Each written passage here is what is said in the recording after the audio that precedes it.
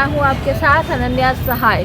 बिहार जो है एक बार फिर से अपनी आंखों के सामने देखने वाला है एक ऐतिहासिक क्षण, जिसके बारे में हम आपको ये बता सकते हैं कि बाबा बागेश्वर, जिसे पूरे हिंदुस्तान में और ये भी कह सकते हैं कि विश्व स्तर पर उन्हें बहुत ज़्यादा माना जाता है। धार्मिक क्षेत्र में उनका बहुत महत्व है और हमारे जो जनता है स्पेशली बिहार की, वो उन्हें अपना गुरु, अपना बाबा मानती है और जिनके बारे में कहा जाता है कि वो लोगों को सामाजिक, आर्थिक, मानसिक हर तरह के रोगों से, हर पीड़ा से बचाने का काम करते हैं। वो बाबा बागेश्वर पटना की पावन धरती पर पहुंचने वाले हैं।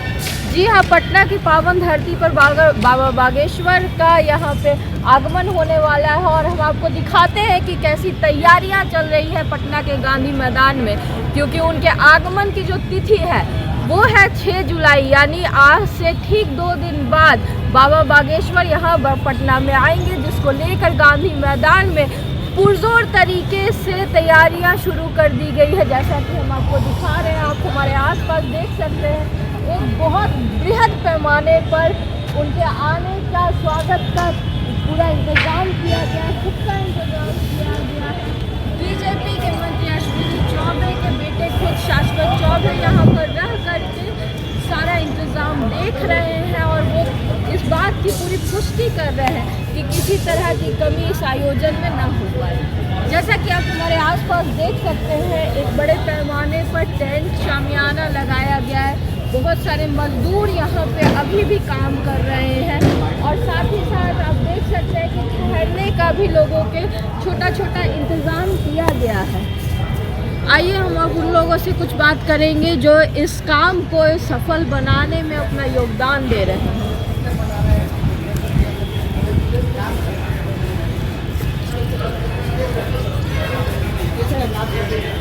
आप यहाँ पे काम कर रहे हैं, आप बताएंगे अपने काम के बारे में कुछ? क्या हम तो बागेश्वर से काम करते आ रहे हैं और इधर का काम बाबा बागेश्वर आने वाले हैं, इसके बारे में आप क्या कहेंगे? आपको लगता है ऐसा कि आपको भी उनके इंतज़ाम करके कुछ पुण्य की प्राप्ति होगी? हाँ, ऐसा लगता है। आप उनसे मिलना चाहेंगे? हम मिलना चाहेंगे, मौका मिलेगा तो। क्या जानना चाहेंगे बाबा से? कहते हैं कि उनके हाथ से सब कुछ अच्छा होता है, लोगों की किस्मत का ताला वो अपने हाथ में रखते हैं। आप क्या कहना चाहेंगे, उनसे जानना चाहेंगे अपने बारे में? हम भी उनको अपना परेशानी बताएंगे अगर मौका मिले तो। और अभी आप क्या कर रहे हैं यहाँ पे? उन्हीं के आने का तैयारी हो रहा है जी, स्टेज का काम हो रहा है। लगभग कितने लोगों के लिए, कितने लोग यहाँ पर रुक सकेंगे, कितने लोगों के ठहरने का इंतज़ाम यहाँ पे किया गया? आप कुछ बता सकते हैं? लगभग 1 लाख लोग तो अट ही जाएगा यहाँ पे 1 लाख लोग अट जाएंगे। ऐसा पंडाल 3 पीस है। ऐसा पंडाल जो है 3 पीस है यहाँ, यानी लगभग 3 से 4 लोग लाख लोग यहाँ पे इकट्ठा हो सकते हैं और बाबा के दर्शन कर सकते हैं। हाँ। जैसा कि इन्होंने बताया कि लगभग 3 से 4 लाख लोग यहाँ पर एक साथ इकट्ठित हो सकते हैं और साथ ही साथ वो बाबा का दर्शन कर सकते हैं, जिसके लिए यहाँ पर लोग लगातार मेहनत कर रहे हैं, अपना काम कर रहे हैं। आइए हम कुछ आयोजकों से भी बात करें।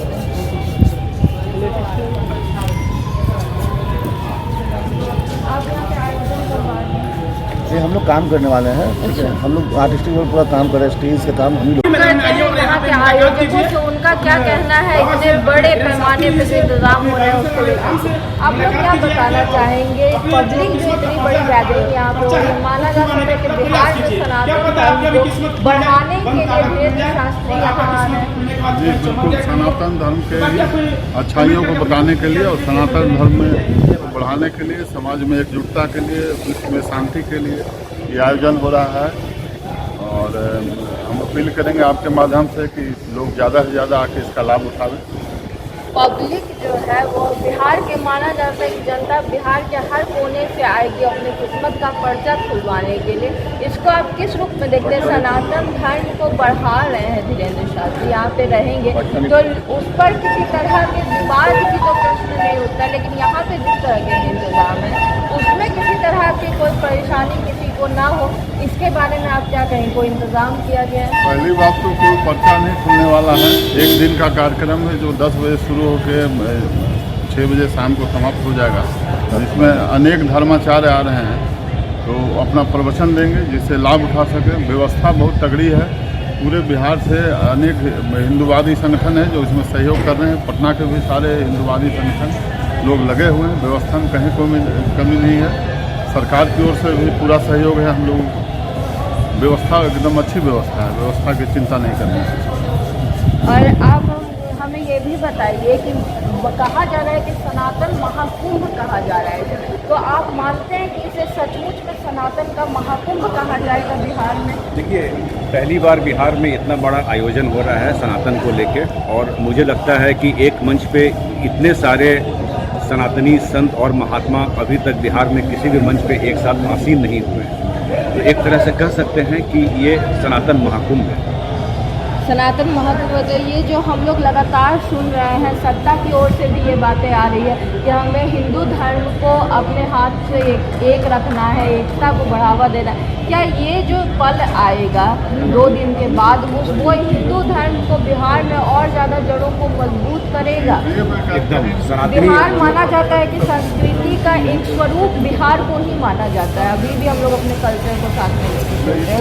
उस पर ये इवेंट कितना ज़्यादा असरदायी होगा? हमारे जो संत महात्मा हैं उनका यही काम है कि अपने सनातनी धर्म को लोगों तक पहुंचाएं। हमारे धर्म में क्या अच्छा है उसको कैसे लोगों तक पहुंचाया जाए, वही उनका काम है। और उसी मात्र एक रीजन से वो लोग यहाँ पे सारे इकट्ठे हो रहे हैं। और मुझे लगता है कि जितने भी लोग आएंगे सनातनी उनको सुनने के लिए, सब उनका आचरण करेंगे, उनकी बातों को सब लोग दिल से मानेंगे।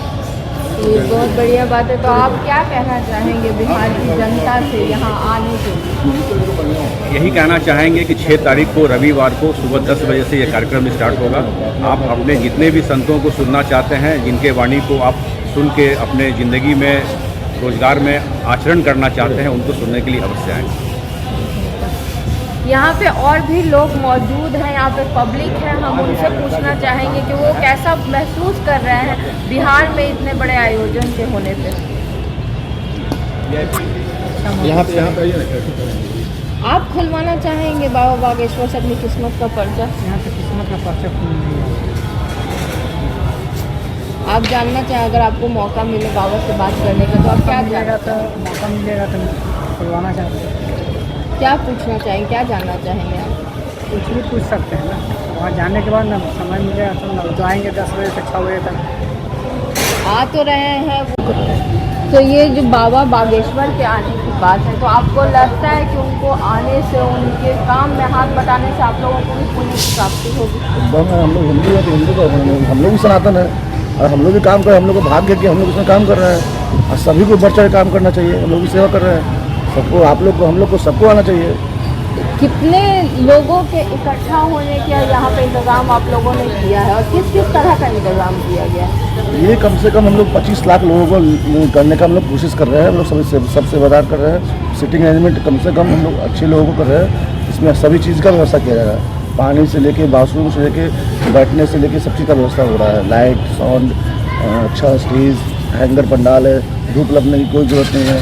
2 लाख स्क्वायर फीट में आपका हैंगर लगा हुआ है। सभी चीज़ का पूरा पूर्ण व्यवस्था है। जैसा हम लोग मौसम देख रहे हैं, मौसम बदल रहा है, कभी धूप कभी बरसात, तो उसको लेकर के अगर लोगों को परेशानी होती है तो उसके क्या इंतजाम है? कोई परेशानी नहीं। जो बड़ा बड़ा पंडाल देखो उसको जर्मन हैंगर बोलते हैं। इसमें ना धूप आएगा, ना पानी आएगा, ना आग लगने से कोई प्रॉब्लम नहीं होगा।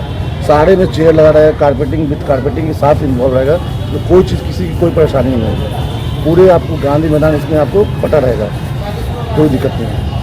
आपको लगता है पब्लिक जो यहाँ पर आएगी वो बहुत ज़्यादा जोश में रहेगी बाबा को देख करके और बहुत भीड़ इकट्ठा होगी, तो आप उसके बारे में क्या कहना चाहेंगे? कैसा दृश्य रहेगा? सभी लोग पूरी जोश में रहते हैं और रहेंगे और हिंदू धर्मी की शालीनता के साथ अपने काम करते रहते हैं। चिल्लाता नहीं आदमी, काम करता है। चिल्लाने वाले चिल्लाते हैं, यहाँ काम करने वाले काम करते हैं। हम लोग हिंदू हैं, हिंदू तरह काम करते हैं।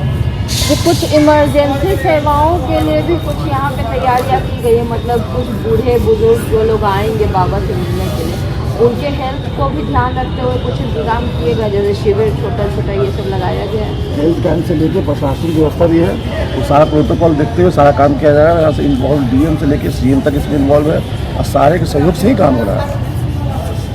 तो जैसा कि इन्होंने बताया, डीएम से लेके सीएम पूरा प्रशासन इस काम में अपने तरफ से लगा हुआ है और किसी भी तरह की असुविधा का कोई सवाल ही पैदा नहीं होता।